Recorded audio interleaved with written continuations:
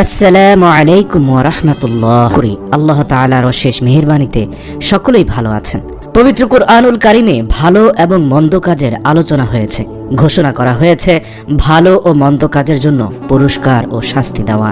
বারবার তাগিদ দেওয়া হয়েছে ভুলের জন্য ক্ষমা প্রার্থনা করার জন্য। আল্লাহ পাক রব্বুল আলামিন রাসূল সাল্লাল্লাহু আলাইহি ওয়াসাল্লামের মাধ্যমে কোরআনে প্রতিশ্রুতি দিয়েছেন, অনুতপ্ত হয়ে আল্লাহ পাকের কাছে ক্ষমা প্রার্থনা করলে আল্লাহ তাআলা অবশ্যই ক্ষমা করে দিবেন।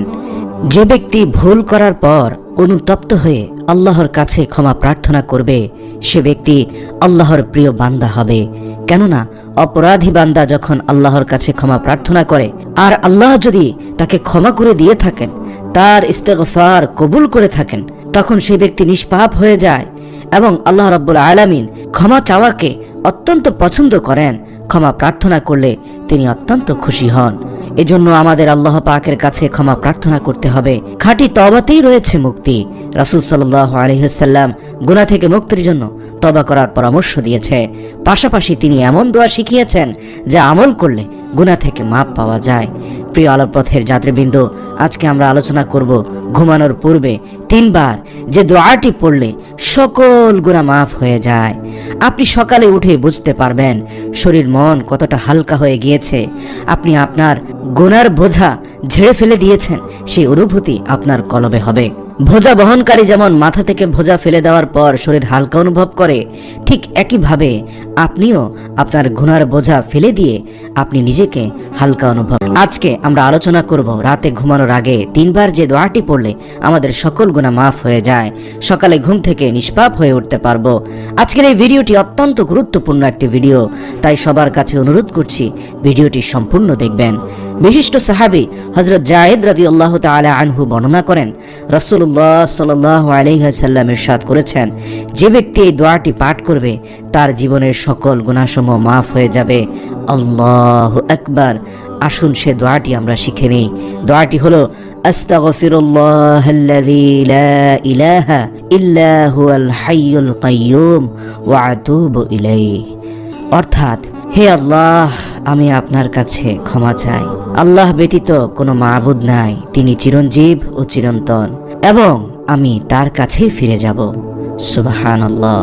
আবেগ মিশ্রিত রব্বুল আলামিনের চিরঞ্জীব এবং চিরন্তন সত্তার দোহাই দিয়ে এই নামের উসিলায় এবং আল্লাহ রব্বুল আলামিন ছাড়া কোনো মাবুদ নাই এই একত্ববাদ তথা তাওহীদের স্বীকৃতি দিয়ে আল্লাহর কাছে ক্ষমা চাইলে আল্লাহ সেই ব্যক্তিকে কখনোই ফিরিয়ে দেন না।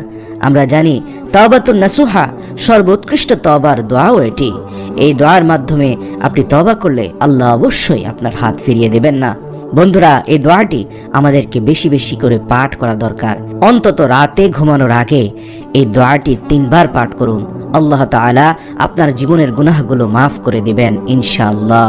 মনে রাখবেন, হাদিস শরীফে আস্তাগফিরুল্লাহাল্লাযী লা ইলাহা ইল্লা হুয়াল হাইয়ুল কাইয়্যুম ওয়া আতুবু ইলাইহি, এই দোয়াটির ব্যাপারে সুস্পষ্ট হাদিস রয়েছে, কিন্তু আমরা ইস্তিগফারের জন্য যে দোয়াটি পড়ি, আস্তাগফিরুল্লাহ রাব্বি মিন কুল্লি জামবি ওয়া আতুবু ইলাইহি লা হাওলা ওয়ালা কুওয়াতা ইল্লা বিল্লাহ, এই দোয়াটির ব্যাপারে হাদিসে কোনো সুস্পষ্ট রেফারেন্স নেই। কিন্তু এই ইস্তিগফার পড়লেও আল্লাহ আপনাকে ক্ষমা করবেন।